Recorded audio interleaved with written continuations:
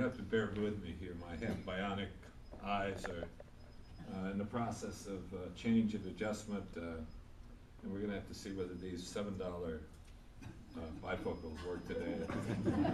My $1 ones. So maybe they will. And then I'll try to peer over the top. I've got another pair that's a little smaller and I can peer over a lot better, but they don't seem to be the ones working today. And Mel, I've got to apologize to you because of a little wordsmithing going on here today, so. Excellent. Okay. Another diary. Last time I did a diary, and it's kind of fun to go through a sequence of several days and go through my own conversation about what was happening. So this is another diary. It's a diary on communities in conversation. December 4th, 2010. The day was spent outside constructing a Christmas scene on the bow of a neighbor's boat for the annual New Bern Christmas Flotilla. We were number 8 of the nautical 12 days of Christmas. In this case, 14 boats demanded it be 14 days.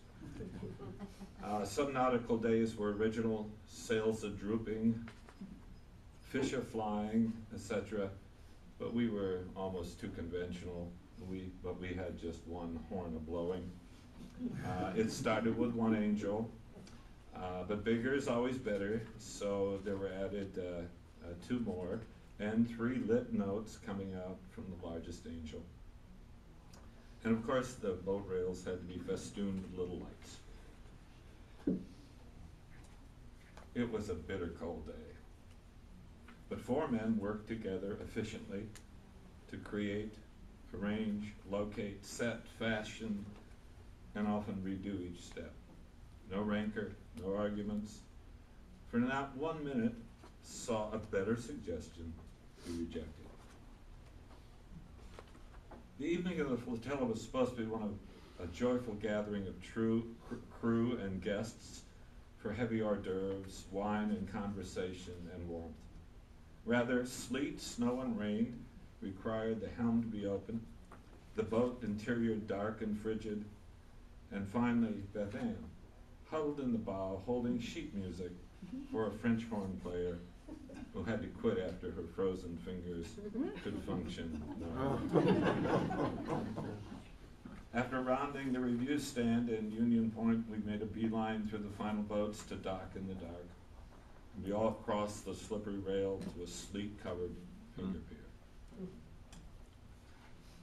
The post-flotilla gathering of skippers and crew, Captain Ratty saw our late arrival.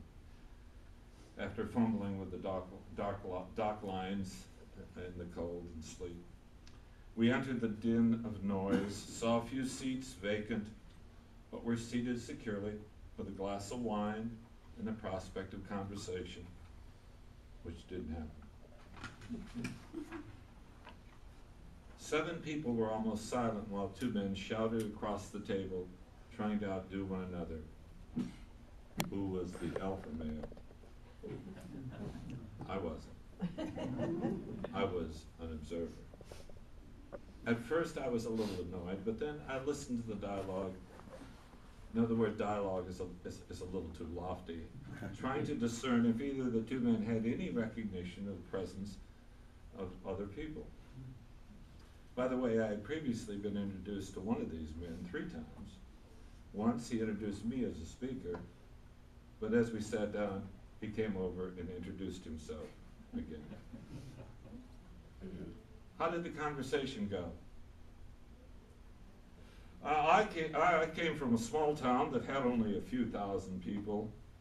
Well, I lived in a county that had only 5,000 people, and I was the 3rd largest employer in that county. Score 1 for the second speaker. Well, I bet no one has heard of my small town, Burlington, Wisconsin. No response.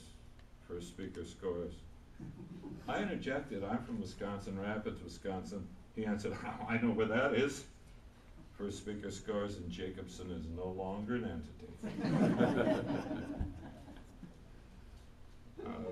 We took a trip this summer. I remember taking trips with my family when I was young. We competed by counting license plates from different states. Second speaker wins. But we also counted horses. First speaker is Trump's second speaker. Second speaker, we just bought a great boat, and I negotiated a terrific price. I told the seller that's my best offer. We took out a second mortgage on our home, credit maxed out. I wondered if this third largest employer had let his guard down a bit, or was he displaying his negotiation powers? We went to Amsterdam last summer. I've been there several times, romanced my second wife there. First speaker scores again. I was amazed that this intensity of loud inanity could continue for so long. So 2 hours later, we paid our bar bill and left, certainly unnoticed. A couple of years ago, one of the local doctors asked me what I did for my ego in retirement. He didn't need to ask these guys. We all tell stories about what we did for our presence to be noticed. Storytelling is the first written Western narration, the Iliad and the Odyssey. Storytelling is at best entertaining and pleasing, involves talking and listening. A recent example got mistakenly, but by the way, it's also about the past, and so it's also to some degree fiction. And a recent example of this kind of fiction got mistakenly put in our bag at a purchase at Barnes & Noble, A Decision Point by George W. Bush. What I want to contrast here is the difference between Saturday morning, where conversation, when pointed to a certain forward-looking, creative activity, was at every point thoughtful and recognized the contribution of each. I ended up liking these guys, although I had never met two of them. As for the evening folks, well, I ever learned to avoid conversation with alpha pretenders? I will these guys. Both of these are kinds of communities in conversation. The first ad hoc, with suggestions, listening, and action. The second, loud voices of self-applause, raising the specter of past greatness. December 5th, next day. And a new internet item is about billboards. Atheists telling America that Christmas and such Christmas trappings are myths, and then Christians countering with, "It is real." I like the way real sounds, but I really don't know what it means. Webster fumbles around with it. Real estate gives you a sense that it's fixed. Real numbers gives you a sense it's in your head. The real seems to be the opposite of illusory or fraudulent. Here the Christian probably means, as in the song, he walks with me, he talks with me, he tells me I am his own. The claim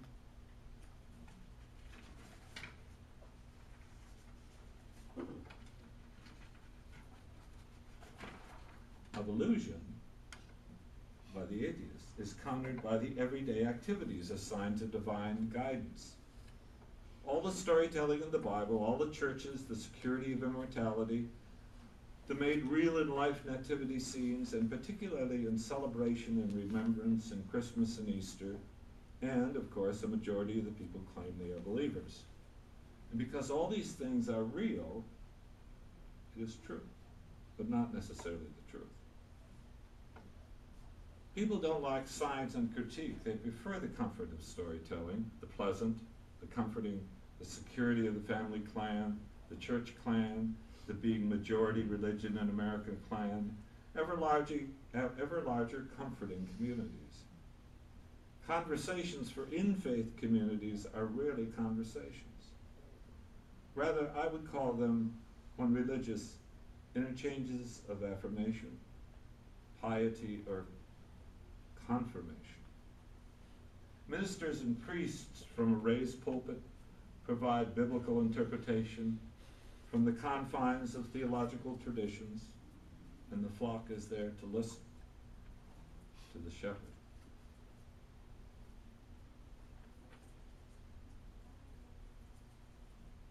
Conversation is not about spirituality afterwards, but superficially impersonal. People ask one another things like, how is your mother doing, for instance, when nice, or has your husband found a job yet, when you want to be a little catty. Gone are the days of rigorous discussions about the number of angels one could fit on the head of a pin. In this very postmodern era, folks passively respond to theater. Although the atheist billboard might express the truth, for the Christian, it is an attack ad from a non-something, kind of a negation of a negation. If I were a Christian, I would probably feel good about it.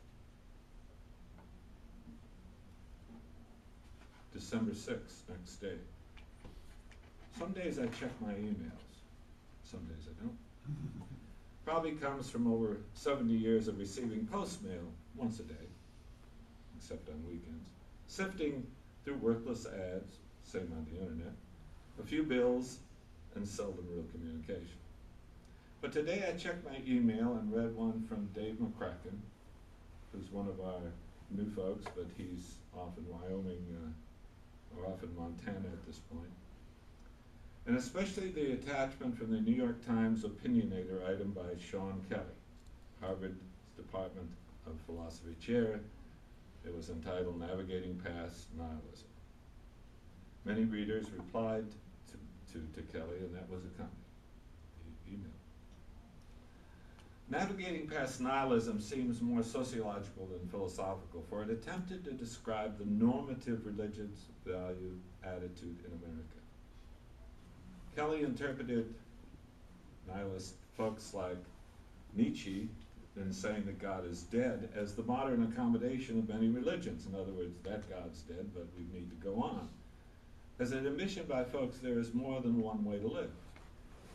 He sees this new vision, quoting Melville, finding meaning in lots of places.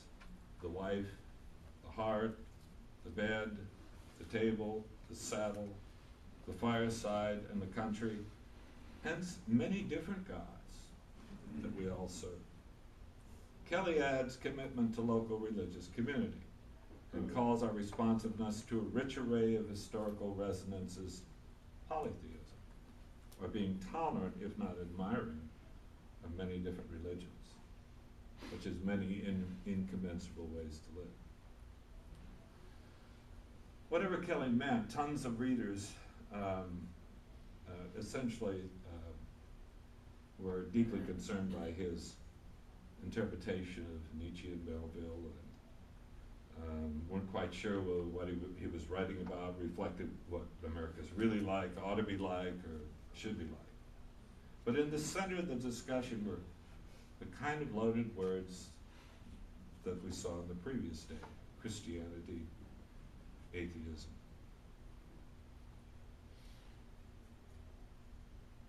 There's some other words that were in there that need some clarity, maybe, but they're all loaded with so much baggage that it's hard to tell really what they mean.